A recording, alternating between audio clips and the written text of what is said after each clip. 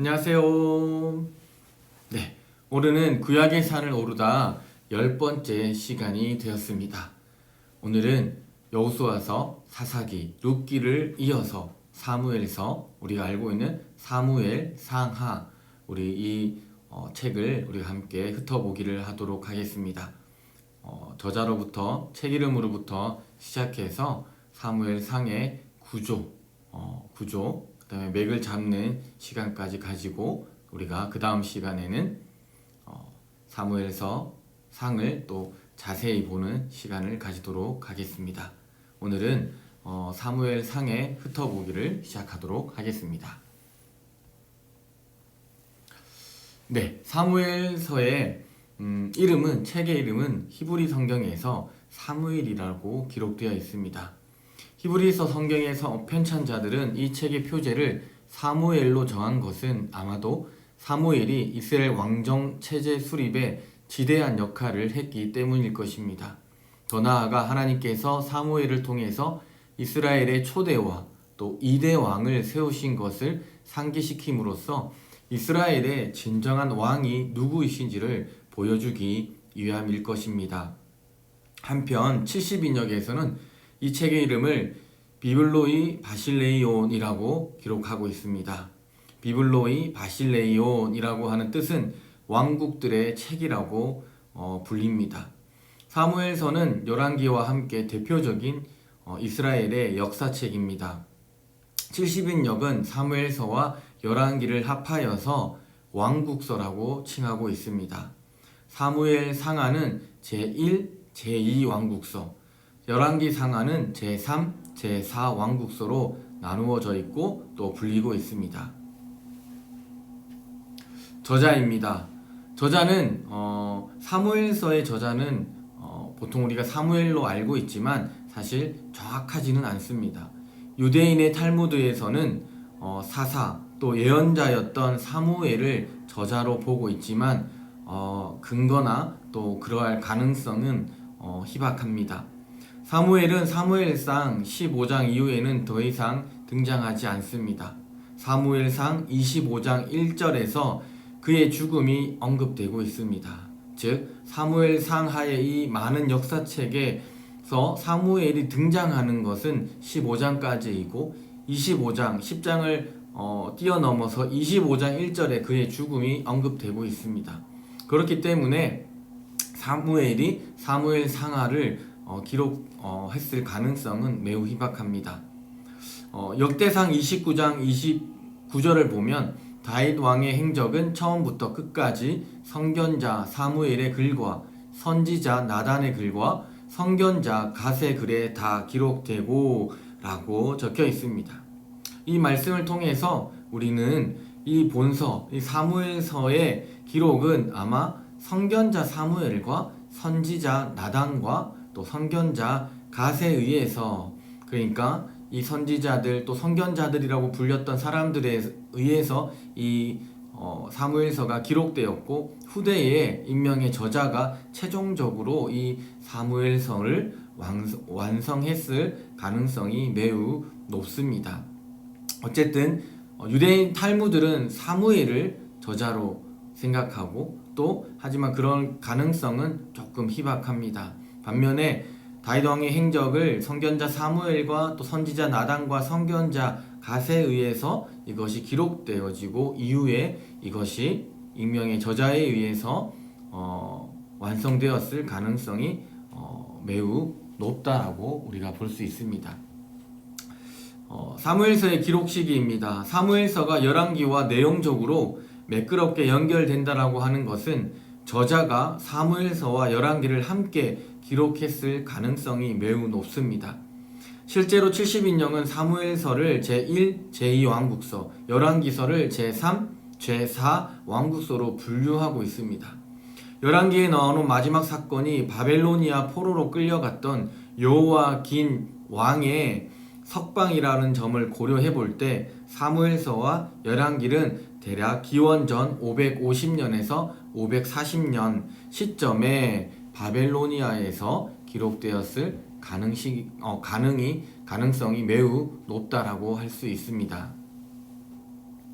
자, 그렇다면 사무엘서의 다른 책들과의 관계입니다. 먼저 사사기입니다. 왕정 제도의 필요성을 강조한다라고 할 수 있습니다. 사사 시대의 혼란, 왕이 없음으로 인해서 왔던 그 사회의 이스라엘 민족들의 그 혼란과 무법, 굉장히 그 힘겨웠던 이 시대를 결국 왕정을 통해서 이것이 회소될 수 있다라고 하는 것을 사사기가 강조하고 있고요. 룻기는 왕이 탄생할 배경을 마련하고 있습니다. 즉 이방 모압의 여인이었던 룻과 또 기업 물을 자였던 보아스의 결혼을 통해서 이들을 통하여서 어떻게 해요? 다윗 왕이 태어나는 것, 즉 왕의 탄생에 필요한 배경을 마련하고 있다라고 볼 수 있습니다. 그렇다면 사무엘서는 왕정 제도의 확립입니다. 사무엘서는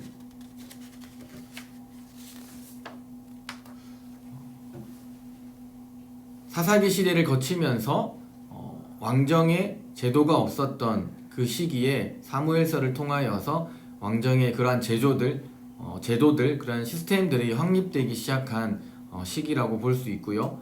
열왕기는 왕정 제도의 전개와 또 미래입니다. 다윗은 후대 왕들을 평가하는 그 기준이 되었습니다. 그래서 열왕기에서는 다른 왕들이 다윗과 같은가 아니면 같지 아니한가 라고 하는 이 기준을 통해서 선한 왕, 그 다음에 그렇지 못한 왕으로 평가하고 있습니다. 왕정 제도는 필연적으로 피라미드 체제를 지향할 수밖에 없습니다. 사무엘은 왕을 요구하는 이스라엘에게 왕이 등장하면 이스라엘이 그의 노예가 될 것이라고 사무엘상 8장에서 경고하고 있습니다. 그리고 열왕기는 이스라엘이 어떻게 왕들의 노예가 되었는지를 자세하게 보여주고 있습니다. 사무엘하 7장의 다윗 언약으로 인해 이스라엘의 왕들의 배교와 범죄에도 불구하고 하나님이 다윗을 기억하셔서 그 왕조를 보존하고 계십니다. 그래서 열왕기는 왕정 제도가 어떻게 전개되고 있는지, 그리고 이 왕정 제도의 미래에 대해서 말하고 있습니다. 그래서 사무엘서는 사사기와 이 열왕기 사이에서 다른 책들과의 이 관계 속에서 이 사무엘서가 얼마나 또 중요한지를 우리가 알 수 있습니다. 자, 역사적 상황입니다. 사무엘서가 기록된 배경은 8가지의 역사적 상황들이 있습니다. 먼저는 사무엘서는 기원전 12세기 중엽부터 약 160년, 130년간의 이스라엘의 역사를 기록한 책이라고 말할 수 있습니다. 두 번째, 이 시기는 블레셋이 이스라엘을 괴롭히거나 지배하고 있던 때입니다. 이스라엘은 기원전 1104년경에 아벡 전투에서 블레셋에게 패하여서 언약궤를 빼앗기게 됩니다. 우리가 알고 있듯이 사무엘 또는 사울 그리고 다윗 시대까지 블레셋은 늘 이스라엘 백성들을 끊임없이 침략했고 또 물질적, 그 다음에 재산 그리고 또는 인적 피해를 굉장히 많이 입혔던 민족이었습니다.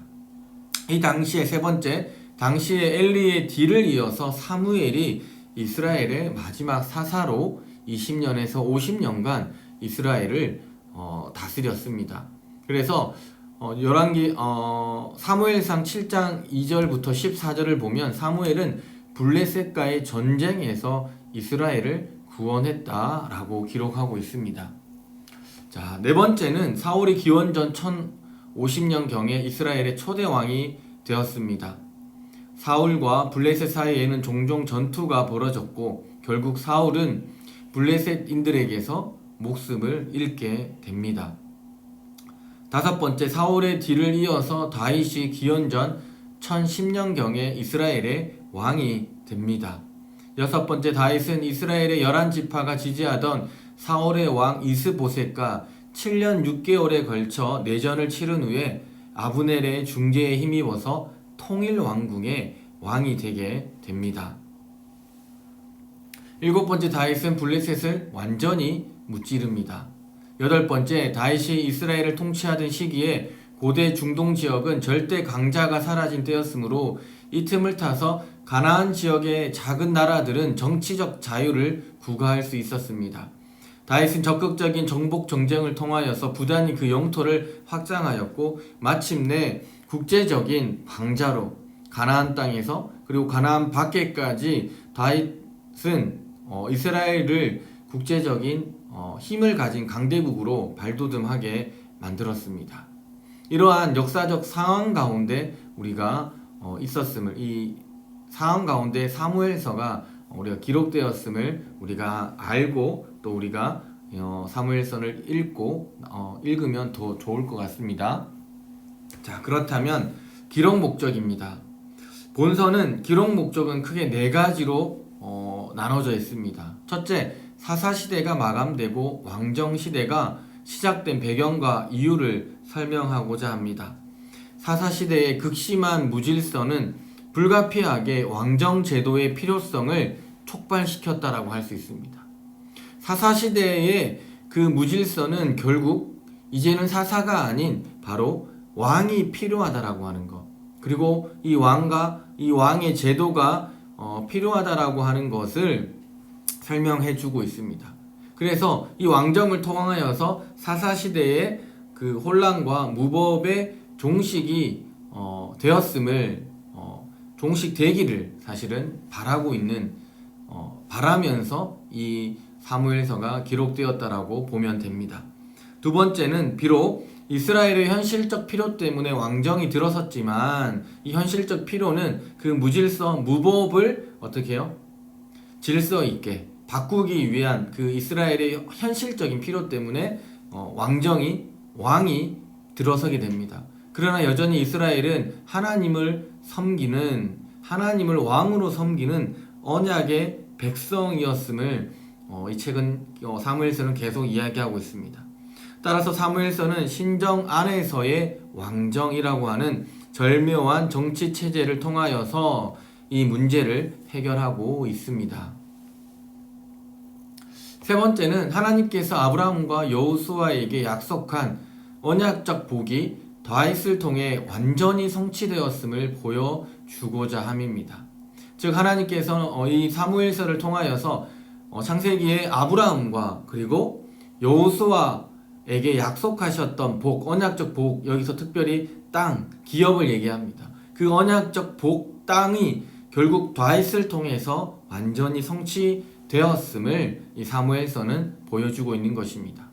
네 번째, 다윗은 하나님께 큰 사랑과 은혜를 받은 인물이었지만 그 역시 많은 허물과 약점을 고쳤습니다. 그것을 개선함으로써 이스라엘의 운명과 미래가 인간 왕정에 있는 것이 아니라 오직 하나님의 언약적 신실함에 있음을 깨닫게 하기 위함입니다. 사무엘서에 기록되어 있는 다윗은 분명 하나님 마음에 합한 사람이고 하나님이 크게 사랑하신 사람임에도 불구하지만 그 역시 인간적 허물과 약점, 죄를 범할 수밖에 없는 연약하고 부족한 사람이었습니다.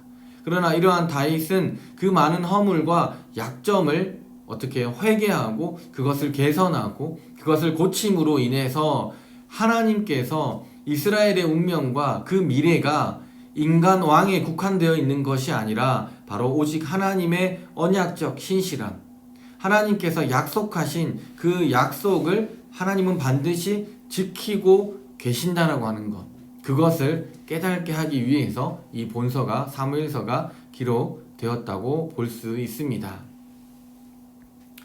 자, 사무엘상 3잡기입니다. 맥잡기입니다. 사무엘은 상과 하로 나눠져 있는데 오늘 사무엘상 하 맥잡기를 하고 그 다음에 사무엘상의 구조를 함께 나눠 보겠습니다. 먼저 사무엘상의 맥잡기에서 사무엘상은 크게 두 가지로 구분할 수 있습니다. 먼저 왕정의 준비와 사울 왕국입니다. 1장에서 7장까지는 사무엘의 활약이 두드러집니다. 이것은 이제 초대 왕의 등극을 준비하는 사무엘의 그 활약 또는 사무엘의 준비 사항이 기록되어 있고요. 8장부터 15장까지는 초대왕 사울의 등극과 실패를 보여주고 16장부터 31장까지는 사울의 몰락과 다윗의 발흥입니다.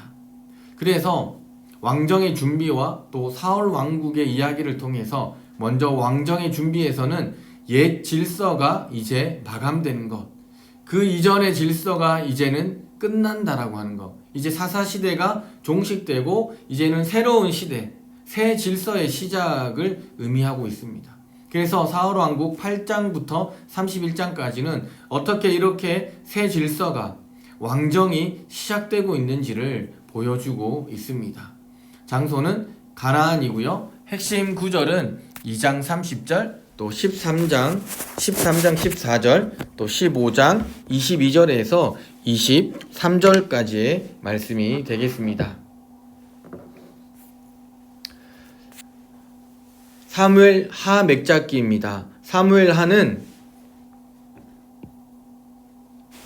먼저 다윗 왕국과 부록으로 나눌 수 있습니다. 1장부터 10장까지는 다윗의 성공이 기록되어 있고 또 11장부터 20장까지는 다윗의 위기입니다. 그리고 21장에서 24장까지는 다윗의 노래와 기도가 기록되어 있고요. 1장부터 10장까지에서는 이 사무엘 상에서 기록되어 있던 그 새 질서가 어떻게 확립되고 있는지를 기록하고 있습니다. 그게 주제가 되고요. 그리고 11장부터 20장까지는 그 확립된 새 질서의 위기가 도래하게 됩니다. 그리고 21장, 24장, 21장부터 24장까지는 그 질서의 참된 본질이 무엇인가를 말해주고 있습니다. 장소입니다. 1장부터 7장까지는 헤브론에서 기록되고요. 그리고 8장부터 24장까지는 예루살렘에서 예루살렘을 배경으로 기록되게 됩니다. 핵심 구절은 7장 11절에서 16절까지의 말씀이 되겠습니다. 자, 이제는 이어서 사무엘서의 신학적 주제입니다. 자, 누가 진짜 이스라엘의 왕인가? 사무엘서에서는 이스라엘의 왕정 초기 역사의 무대 위에 등장한 왕들에 관한 흥미진진한 이야기가 가득합니다. 곧 기도의 사람 사무엘, 이스라엘의 초대왕 사울, 그리고 골리앗을 무찌른 다윗과 밧세바 이야기, 많은 이야기들이 기록되어 있습니다. 사무엘서는 특히 다윗이라고 하는 인물에 초점을 맞추고 다윗을 중심으로 이야기가 전개됩니다. 따라서 사무엘서를 내용적으로 볼 때 다윗의 일대기 또는 다윗 왕국기라고 해도 사실 틀린 말이 아닙니다. 그럼에도 본서의 제목이 굳이 사무엘서라고 붙인 까닭이 무엇일까요? 하나님께서 예언자 또는 사사 사무엘을 통해서 이스라엘의 왕들 사울과 다윗을 선택하시고 그들을 옹립하셨으며 또 사무엘을 통하여서 사울을 어떻게 해요? 폐위하셨기 때문입니다. 결국 왜 다윗 일대기 또는 다윗 왕국기가 아니라 이 사무엘의 이름을 붙여서 이 책의 이름을 붙였습니까?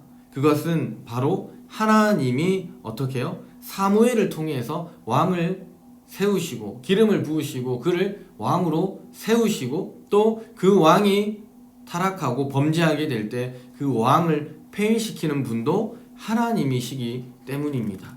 따라서 사무엘서는 이스라엘의 왕들을 선택할 수 있는 주권이 누구에게 있는가라고 하는 것입니다. 즉 누가 진짜 이스라엘의 왕인가 하는 문제를 사실 다루고 있습니다. 사사기에서 이스라엘 백성들이 그들의 무법과 불법 가운데 또 혼란 가운데 있던 시대에 왕을 원했습니다. 그러나 그들이 잊고 있었던 것은 인간의 왕은 없었지만 사실 하나님이 계속 그들의 왕이 되어주셨고 그들을 지켜주셨음에도 불구하고 그들은 인간의 왕을 필요로 했습니다. 그래서 하나님은 그들에게 그들의 요구대로 인간의 왕을 세워주십니다. 그러나 그 왕을 세우시는 분은 바로 하나님이라고 하는 것. 인간의 왕이 있지만 여전히 그 왕을 세우고 폐위시키는 분도 여전히 하나님 한 분이라고 하는 것을 사실 사무엘서는 이야기해주고 있는 것입니다. 그래서 우리가 이 사무엘서를 읽을 때 누가 진짜 이스라엘의 왕인가라고 하는 이 신학적 주제를 또 질문을 계속 던지면서 우리가 읽고 또 묵상하면 더 많은 은혜를 누릴 수 있을 것입니다. 자, 이제 사무엘상의 구조를 함께 보도록 하겠습니다. 사무엘상의 구조는 먼저 삼상 1장에서 7장까지 제사장 엘리와 예언자 사무엘에 관해서 기록하고 있습니다. 1장에서는 사무엘의 출생과 2장은 한나의 찬송과 엘리 아들들의 범죄를 다루고 있고 3장에서는 사무엘의 소명, 그리고 4장과 6장에서는 법궤에 관한 이야기를 다루고 있습니다. 사무엘상하의 인물 중심을 보면요, 사무엘상의 인물은 엘리와 사무엘이 대조가 되고요. 그리고 사무엘과 사울이 대조가 됩니다. 그리고 사울과 다윗이 대조가 되고 있습니다. 엘리와 사무엘, 사무엘과 사울, 또 사울과 다윗을 중심으로 해서 이 사무엘상의 이야기는 전개되고 있습니다. 그래서 1장에서 사무엘상 1장에서 7장까지의 주인공은 바로 엘리와 사무엘이 되겠습니다. 엘리와 사무엘의 이야기입니다. 사무엘상 1장 3절은 어린 시절 사무엘에 대한 이야기이고, 사무엘 1장에서 한나가 자녀가 없어서 성전에서 울며 기도하는 사건이 나오고, 2장에서는 사무엘의 출생에 감사하는 한나의 노래와 엘리 아들들의 죄가 기록되어 있습니다. 엘리는 영적으로 점점 어두워지고, 엘리의 아들들은 아버지의 권위를 이을 수 있을 만한 자질을 갖추고 있지 못했습니다. 그 자리를 사무엘이 자연스럽게 차지하게 되는 이야기가 나오고요. 사무엘상 3장에서는 우리가 잘 알고 있는 사무엘 소명 사건이 나오고 있습니다. 그 다음에 사무엘상 4장부터 7장은 법궤에 관한 이야기가 나오는데, 4장에서는 이스라엘과 블레셋 전투를 묘사하고 있습니다. 이 전투를 아벡 전투 혹은 에벤에셀 전투라고 부릅니다. 이 전투에서 이스라엘은 블레셋에게 법궤를 빼앗기게 됩니다. 그리고 계속되는 4장과 5장과 6장에서는 블레셋에게 법궤를 빼앗겼다가 다시 되찾는 이야기가 나오고, 7장에서는 이스라엘 백성이 미스바에 모여서 금식 성회를 하는 장면이 나옵니다. 이것은 당시 블레셋과의 팽팽한 긴장관계 속에서 모든 백성이 미스바에 모여 금식 성회를 하는 장면과 사무엘이 사사직을 수행하고 있는 모습을 보여주고 있습니다. 8장과 15장은 예언자 사무엘과 카리스마적 왕인 사울의 이야기를 다루고 있습니다. 8장은 유명한 장입니다. 왕정 도입에 대한 이스라엘의 소망이 기록되어 있습니다. 즉, 이스라엘이 왕을 요구하고 이에 대하여 사무엘이 부정적인 입장을 표명하는 내용이 기록됩니다. 그리고 나서 9장부터 11장은 다윗이 드디어 이스라엘의 왕이 되어서 승승장구하는 모습이 기록되어 있습니다. 그리고 12장에서는 사울을 왕으로 세우고 난 이후에 노년에 있는 사무엘이 공직에서 즉 예언자, 제사장, 사사의 직위에서 물러나면서 하는 고별 설교가 12장에 기록되어 있습니다. 13장과 15장에서는 사울의 세태기에 대한 기록으로서 여기서 사무엘상 15장 22절, 아주 유명한 말씀이죠. 순종이 제사보다 낫고 듣는 것이 순양의 기름보다 나으니 라고 하는 말씀이 기록되어 있습니다. 사무엘상 13장에서 사울은 사무엘에게 첫 번째 배척을 당합니다. 그 이유는 바로 민마스 전투 때 길갈에서 제물을 쌓아 올리는 일을 사무엘이 해야 하는데 사무엘의 도착이 늦어지자 사울이 기다리지 못하고 본인이 직접 어떻게 해요? 제사를 지내는 일을 행하게 됩니다.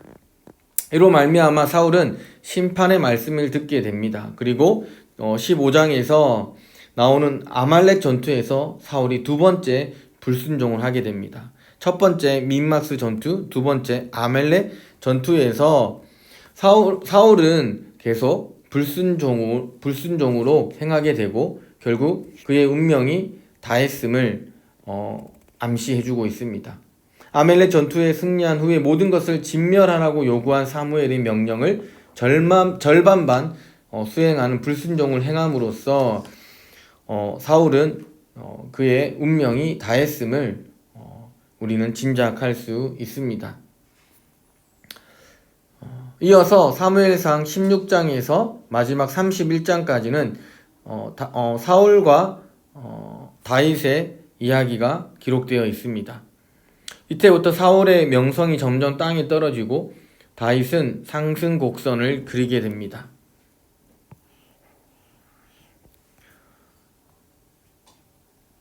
사울은 천천히요, 다윗은 만만이라고 하는 구호가 그 시대의 상황을 잘 대변해 줍니다. 그래서 사무엘상 16장 1절부터 사무엘하 5장 5절까지의 본문을 다윗의 상승 이야기라고 말합니다. 사무엘상 16장에서 20장은 사울의 궁중에서의 다윗에 대한 이야기가 나옵니다. 이 부분을 조금 더 살펴보면요, 사무엘상 16장은 다윗이 사무엘로부터 기름 부음 받은 장면이 묘사되고요, 17장에서 우리가 잘 아는 말씀이죠. 다윗과 골리앗의 이야기가 나옵니다. 사실 이 다윗과 골리앗의 이 사건, 전투 이후에 사실 사울은 천천히요, 다윗은 만만이라고 하는 말이 백성들 가운데 퍼지게 됩니다. 그리고 드디어 사울과 다윗 사이에 권력을 놓고 갈등의 골이 깊어지기 시작합니다. 그리고 18장은 다윗과 요나단의 이야기가 나옵니다. 그리고 19장에서 다윗이 요나단과 미갈의 도움을 받는 장면이 묘사되고 다윗은 결국 사울을 피해 도망가게 됩니다. 그리고 20장에서 다윗과 요나단은 서로 우정을 맺게 됩니다. 21장부터 31장까지의 내용은 사울의 추적을 피하는 다니는 다윗의 절박한 상황이 묘사되어 있습니다. 이때가 다윗 인생에서 시련을 가장 많이 당한 시기로 철저한 고난의 용광로에서 담금질 되었다고 볼 수 있습니다. 특히 22장에서 다윗이 사울의 추적을 피하여 아둘람 굴에 숨었고 그곳에서 우두머리가 되었다라고 하는 이야기가 나옵니다. 사무엘상 22장 1절부터 2절까지의 말씀입니다. 그러므로 다윗이 그곳을 떠나 아둘람 굴로 도망하매 그의 형제와 아버지의 온 집이 듣고 그리로 내려가서 그에게 이르려고 환난 당한 모든 자와 빚진 모든 자와 마음이 원통한 자가 다 그에게 모였고 그는 그들의 우두머리가 되었는데 그와 함께한 자가 400명 가량이었더라 라고 기록하고 있습니다. 아둘람 굴에 모인 자들은 한마디로 말하면 그 당시 사회 부적응자들입니다. 환난 당한 모든 사람들, 빚진 사람들, 마음이 원통한 사람들은 주류 사회에 뒤처졌고 일상적인 생활을 하기 어려웠습니다. 그런 사람들이 모였던 곳이 바로 아둘람 굴이었고 그곳에서 다윗은 그들의 우두머리가 되었습니다. 다윗이 우두머리가 되어서 아둘람 굴에 모인 패배자들을 통치함으로써 한 나라의 리더 그리고 리더십이 형성되게 되었습니다. 사무엘상 23장에서 다윗이 그일라에 머물고 있을 때 요나단이 격려하는 장면이 나옵니다. 사무엘상 23장 17절에서 18절의 말씀입니다. 곧 요나단이 그에게 이르기를 두려워하지 말라. 내 아버지 사울의 손이 내게 미치지 못할 것이요 너는 이스라엘 왕이 되고 나는 내 다음이 될 것을 내 아버지 사울도 안다 하니라. 두 사람이 여호와 앞에서 언약하고 다윗은 수풀에 머물고 요나단은 자기 집으로 돌아가니라 라고 기록되어 있습니다. 이 말씀을 통해서 처음으로 요나단이 다윗을 공개적으로 왕이라고 언급합니다. 요나단이 다윗을 왕이라고 언급하게 됩니다. 순서적으로 본다면 왕위는 사울의 아들인 요나단에게 넘어가는 것이 마땅합니다. 하지만 요나단은 자신에게 이양될 왕권을 다윗에게 양보하고 있습니다. 너는 이스라엘의 왕이 되고 다윗 너는 이스라엘의 왕이 되고 나는 내 다음이 될 것이다 라고 한 것은 요나단의 말을 자세히 보면 제2대 왕은 누구가 된다고요? 2대 왕은 다윗이 되고 3대 왕은 요나단 자신이 될 것이라고 하는 것을 암시하고 있는 것입니다. 그리고 사무엘상 24장에서 다윗은 엔게디 동굴에서 사울을 살려줍니다. 엔게디는 사해 서쪽 기슭의 높은 곳에 위치해 있기 때문에 안전하며 물이 많아 장기간 숨기에 아주 적합한 장소였습니다. 엔게디 골짜기 물이 흐르는 양편에는 사울과 다윗은 서로 얼굴을 마주 대할 수 있는 곳에 있었지만 이 간격은 화살이 미치지 못하는 거리였습니다. 숲이 우거진 엔게디에서 사울이 볼일을 볼 때 다윗이 사울을 죽일 수도 있었지만 죽이지 않는 사건이 나옵니다. 그리고 사무엘상 25장에서 사무엘의 죽음이 묘사되고 다윗이 사울을 두 번째 살려주는 장면이 26장에 기록됩니다. 그리고 27장에서 다윗이 블레셋에 머물면서 적군의 장수가 되었다는 내용이 나오고 이는 정치적으로 다윗에게 매우 치명적인 사건입니다. 또한 사울은 28장에서 엔돌에 신접한 여인에게 찾아가 죽은 사무엘을 불러달라고 합니다. 이것은 사울이 자신의 앞날에 대해서 굉장히 불안해하고 있는 모습을 드러내고 있습니다. 이 장면을 통해 우리는 사울이 이제는 영적 파탄에 이르게 되었다는 사실을 알 수 있습니다. 사울이라고 하는 사람은 더 이상 출구가 없는 나락으로 떨어진 것이고 그가 이스라엘 백성, 하나님의 백성의 왕이 될 수 있는 사람이 아님을 보여주는 것입니다. 그리고 사무엘상 29장은 다윗이 이스라엘과의 전투에서 블레셋 군대로부터 제외되는 장면이 나옵니다. 다윗에게는 그야말로 천운이었습니다. 이때 다윗은 아멜렉 사람들을 물리치고 사울과 요나단은 길보아 산에서 31장에 전사하게 됩니다. 사울은 블레셋과의 전투를 효과적으로 치르기 위해서 뽑힌 이스라엘의 초대 왕이지만 그는 결국 블레셋과의 전투에서 전사하게 되는 불운을 겪게 됩니다. 네, 오늘도 너무 수고 많이 하셨습니다. 우리 사무엘서에 대한 대략적인 흩어보기와 사무엘상의 우리 구조, 맥잡기를 함께 나누었습니다. 사무엘상을 좀 길지만 우리가 처음부터 주제를 이해하고 또 그 배경을 이해한 상태에서 읽으면 조금 지루하고 또는 따분할 수 있는 그 역사서의 내용들을 통하여서 우리가 더 많은 은혜를 누리실 거라 믿습니다. 다음 주는 5월 22일 오후 3시에 동일하게 진행되고요. 사무엘상에 자세히 보기로 내용을 우리가 함께 나눠보도록 하겠습니다. 과제는 사무엘상 16장부터 31장까지 꼭 읽어오시고 우리가 함께 은혜 받는 시간 가졌으면 좋겠습니다. 광고입니다. 네, 현장 강의가 이번 주부터 시작되었습니다. 그래서 현장 강의와 영상 강의가 당분간은 같이 진행될 예정입니다. 가능하신 우리 교우분들은 꼭 현장에 오셔서 교회에서 우리가 함께 강의를 듣고 또 교제를 나눴으면 좋겠고요. 또 여건이 되지 않는 분들은 유튜브로 계속 우리 구약의 산을 오르다는 계속 업로드가 될 것입니다. 그래서 함께 참여하셔서 또 은혜 받으시고 또 함께 말씀을 알아가는 또 그러한 귀한 시간이 되었으면 좋겠습니다. 오늘부터 진행되는 현장 강의는 우리 비전센터 5층 식당 옆에 있는 설레임이라고 하는 우리 작은 장소에서 진행됩니다.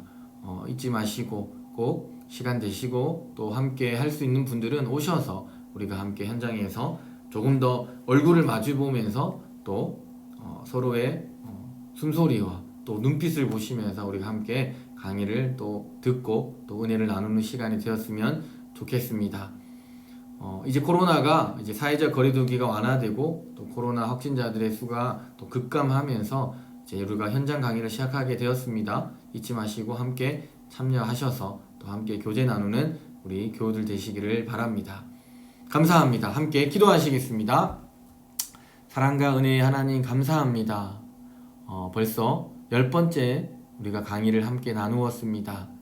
우리 3월달에 시작해서 또 4월달 또 5월달 중순을 넘어가며 우리가 10번째 우리가 구약의 산을 오르다 사무엘서를 함께 나누게 하시니 감사합니다. 나른하고 또 피곤이 몰려오는 오후 시간이지만 이 시간에 우리가 우리의 몸을 깨우고 또 집중하여서 사무엘서 또 하나님의 말씀을 또 듣고 또 이해하는 우리 모든 교우들 되게 하여 주시고 또 이 강의를 통하여서 하나님의 말씀을 더 진지하게 또 깊이 또 넓게 이해하는 그리고 또 묵상하는 또 그 묵상을 통하여서 우리의 삶 속에 하나님의 말씀을 따라 살아가는 또 그 말씀에 순종하는 우리 사랑하는 모두 교우들이 주님 되게 하여 주시옵소서. 오늘도 우리와 늘 함께하여 주심에 감사하며 또 우리가 살아갈 또 한 주 동안도 하나님께서 우리의 왕 되셔서 우리를 인도하시고 또 지키시고 보호하시는 그 은혜가 우리 사랑하는 모든 교우들 가운데 언제나 충만히 임하게 하여 주시옵소서. 감사합니다. 이 모든 것 예수님의 이름으로 간절히 기도드립니다. 아멘. 네, 감사합니다. 10번째 시간이었습니다. 다음 주에 뵙겠습니다.